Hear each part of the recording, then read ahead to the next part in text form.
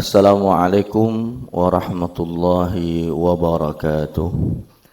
Alhamdulillah wassalatu wassalamu ala Rasulillah Sayyidina Muhammad ibn Abdullah wa ala alihi wa sahbihi wa mawalah, la hawla wa la quwwata illa billah, amma ba'du. Para pemirsa yang dimuliakan Allah Subhanahu wa taala, melanjutkan kajian fikih kita dari kitab Safinatun Najah. Hari ini kita sampai kepada pembahasan tentang tayammum. Di sini berkata Syekh Salim bin Sumair Al-Hadrami, faslun fi bayanil ajzi an isti'malil ma'. Asbabut tayammumi thalathatun. Sebab-sebab bolehnya tayammum itu ada 3. Yang pertama adalah faqdul ma'i, tidak adanya air.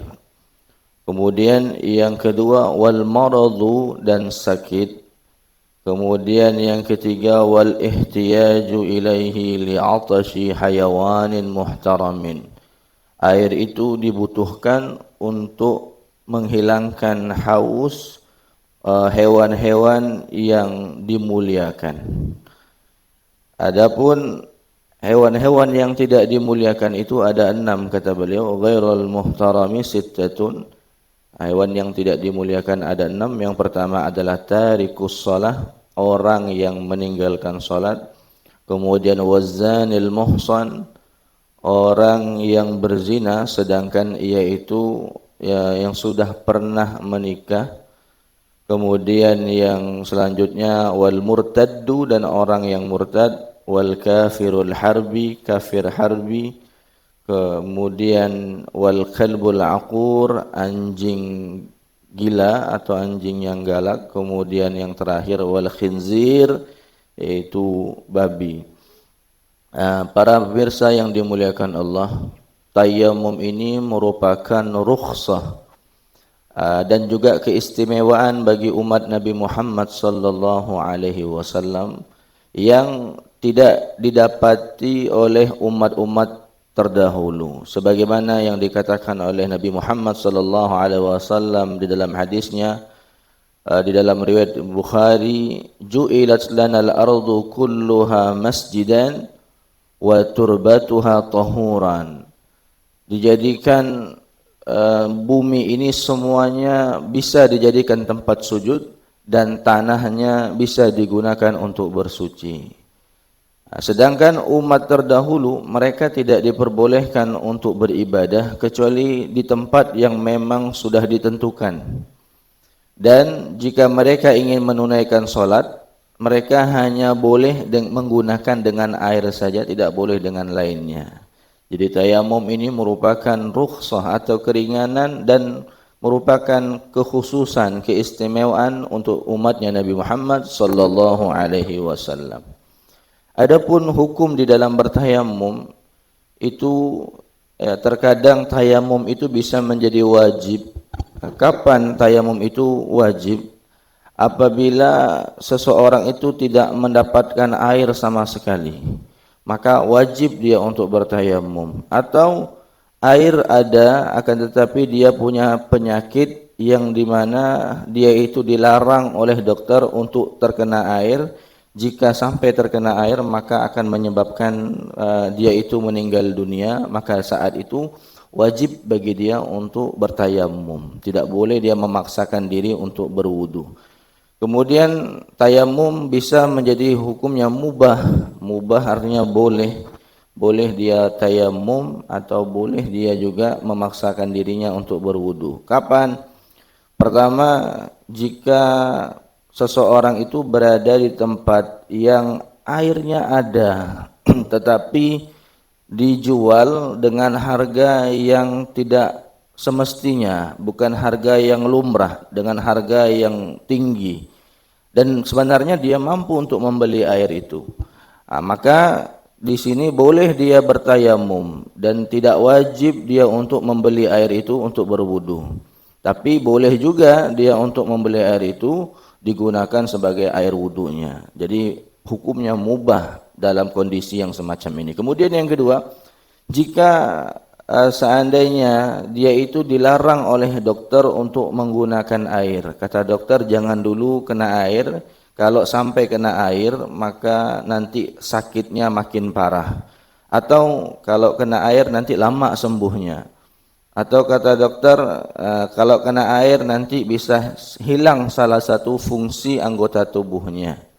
Ya, maka ya jika yang semacam ini tapi tidak sampai menyebabkan kematian, maka boleh dia bertayamum, boleh juga dia untuk memaksakan dirinya untuk berwudu. Jadi hukum tayamum di saat itu adalah mubah. Kemudian yang ketiga, kadang-kadang bisa jadi hukum tayamum itu adalah makruh. Kapan makruh? Kalau dia bertayamum dengan mengulang-ulang tayamumnya. Ya, sudah tayamum, tayamum lagi, ya, padahal tayamumnya masih belum digunakan, tayamum diulang-ulang tayamumnya, ya, maka itu akan mengotori wajah dan kedua tangannya, padahal hal tersebut tidak diperintah oleh agama, maka hukumnya adalah makruh. Kemudian bisa juga tayamum itu menjadi haram dan sekaligus tidak sah tayamumnya. Kapan tayamum itu menjadi haram dan tidak sah? Jika seorang itu bertayamum tanpa adanya sebab-sebab bolehnya dia bertayamum. Ya, misalnya orang yang bertayamum itu bukan karena sakit, bukan juga karena tidak ada air, maka hukum orang yang bertayamum yang semacam ini hukumnya adalah tidak sah. Ya, jadi tidak boleh bertayamum tanpa adanya sebab. Jadi hukumnya haram dan juga tidak sah. Lalu haram ada juga tayamum yang haram tapi sah hukum tayamumnya. Kapan? Ketika seseorang itu bertayamum ya menggunakan tanah gosok atau tanah curian atau tanah wakaf. Maka hukum tayamumnya sah tapi hukum tayamumnya adalah haram. Kemudian harus diketahui juga bahwa tayamum ini ada dua fungsi. Tayamum bisa menjadi pengganti wudu, tayamum juga bisa menjadi pengganti mandi wajib. Ya, caranya juga sama. Tayamum ya sebagai ganti wudu dengan tayamum yang sebagai ganti mandi wajib, cara bertayamumnya sama, yang diusap juga sama, hanya wajah dan kedua tangan. Jadi ada satu kisah dalam hadis itu, ada seorang sahabat Nabi yang dia itu di saat dalam perjalanan, kemudian dia junub, tidak ketemu air, akhirnya dia bingung, akhirnya dia berinisiatif, dia guling-guling di pasir.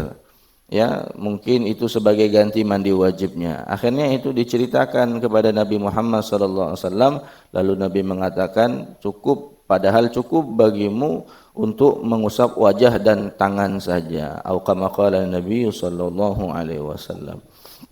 Ya, jadi tayamum itu dua fungsinya, mengganti wudu juga sebagai pengganti alternatif daripada untuk mandi wajib.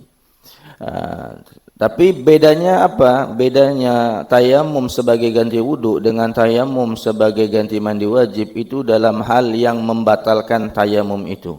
Kalau tayamumnya itu sebagai ganti wudu, maka yang membatalkan tayamum tersebut adalah hal-hal yang membatalkan wudu.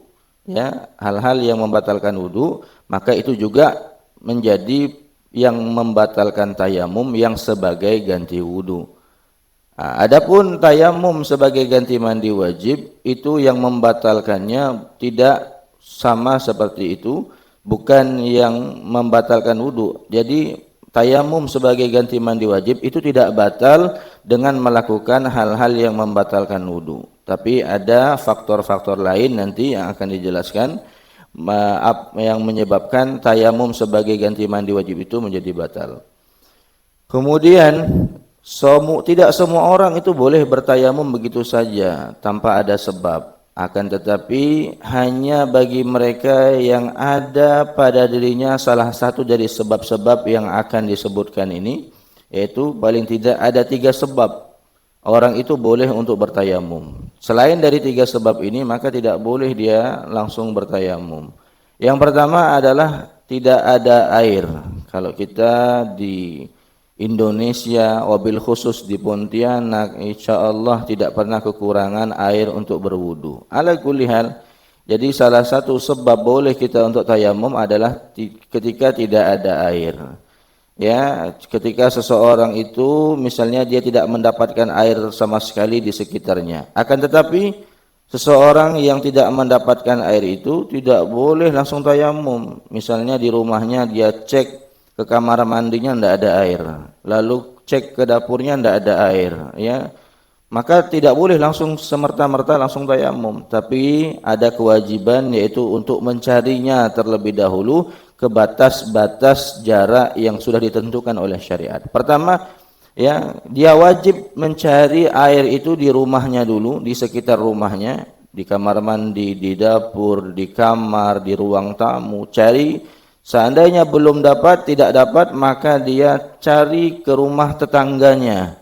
Tanya ke tetangganya apakah ada air apa tidak untuk bisa dia berwudu. Seandainya dia tidak juga dapatkan ke tetangganya, maka wajib dia mencari ke batas haddul ghaus. Haddul ghaus ini yaitu batas dengan jarak 150 meter dari tempat dia berada ke segala penjuru, ke barat, timur, selatan, utara, ya, 150 meter ke barat, 150 meter ke timur, 150 meter ke utara, 150 meter ke selatan, wajib dia cari. Jika dia tidak yakin bahwa air itu tidak ada, artinya dia masih belum mengenal tempat itu. Beda hal kalau dia itu memang sudah mengenal tempat itu tersebut.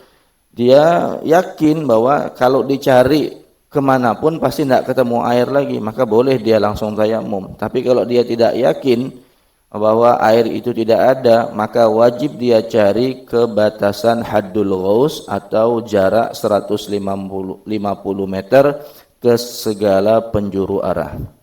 Ya, tapi dengan catatan aman dari nyawanya, aman dari anggota badannya, aman hartanya, aman dari keluarnya waktu sholat. Kalau seandainya tidak aman dengan hal-hal tersebut, maka boleh dia langsung untuk tayamum. Kemudian yang menjadi sebab orang itu boleh untuk tayamum, ya tadi belum selesai. Seandainya kebatasan haddul ghaus tidak didapatkan juga air, maka dia masih mempunyai kewajiban untuk mencari air itu kepada haddul qurub, yaitu jarak yang lebih dari 150 meter ya, dengan maksimal 4,5 km. Itu kalau dia punya keyakinan jika dia cari lebih dari 150 meter dia pasti akan dapat air. Maka dia wajib cari sampai ke batasan maksimal 4,5 km. Jika dia tidak yakin, ya, dia tidak yakin akan ada air kalau dia cari lebih dari 150 meter, maka tidak wajib dia untuk cari, boleh langsung dia untuk bertayamum. Kemudian jika dia sudah cari kepada haddul qurub, 4,5 km dia sudah cari, tidak juga ketemu air, maka tidak wajib lagi dia untuk mencari kepada haddul bu'ud, yaitu lebih dari 4,5 km. Tidak wajib dia untuk mencarinya lagi. Kemudian yang menjadi sebab orang itu boleh bertayamum yang kedua adalah karena sakit. Tapi tidak semua sakit kemudian boleh untuk tayamum. Kalau sakitnya itu kata dokter mengatakan jangan sampai kena air. Sakit bapak ini kalau kena air bisa menyebabkan kematian, maka wajib dia untuk tayamum. Bukan boleh tapi wajib dia tayamum. Kalau dokter mengatakan bapak tidak boleh kena air, penyakit bapak ini kalau kena air bisa lama sembuhnya atau akan tambah parah atau nanti akan ada anggota tubuh bapak yang lumpuh yang tidak bisa difungsikan, ya, maka kalau yang semacam ini boleh dia tayamum, boleh dia juga memaksakan diri untuk berwudu. Jadi mubah hukumnya kalau sakitnya semacam itu. Kemudian kalau sakitnya itu tidak ada pengaruh apapun penggunaan air kepada badannya. Kata dokter, kalau kena air penyakit bapak ini tidak kenapa-kenapa, boleh kena air, boleh berwudu. Maka kalau dia tayamum, hukumnya adalah haram, ya, haram dan tidak sah tayamumnya. Jadi tidak semua sakit kemudian boleh tayamum. Nanti pusing sedikit tayamum, ya. Kemudian demam sedikit tayamum. Ya, sakit gigi tayamum, maka yang sakit-sakit ringan semacam itu tidak boleh untuk tayamum. Atau ada juga kadang-kadang hanya gara-gara diinfus lalu tayamum, ya. Maka yang semacam itu harus dipahami. Kemudian yang ketiga, yang terakhir menjadi sebab orang itu boleh untuk tayamum adalah karena membutuhkan air itu untuk menghilangkan rasa haus dari hewan yang muhtaram, hewan-hewan yang dihormati oleh agama. Ya, apa saja? Apa itu hewan-hewan yang muhtaram? Artinya hewan-hewan yang tidak boleh dibunuh.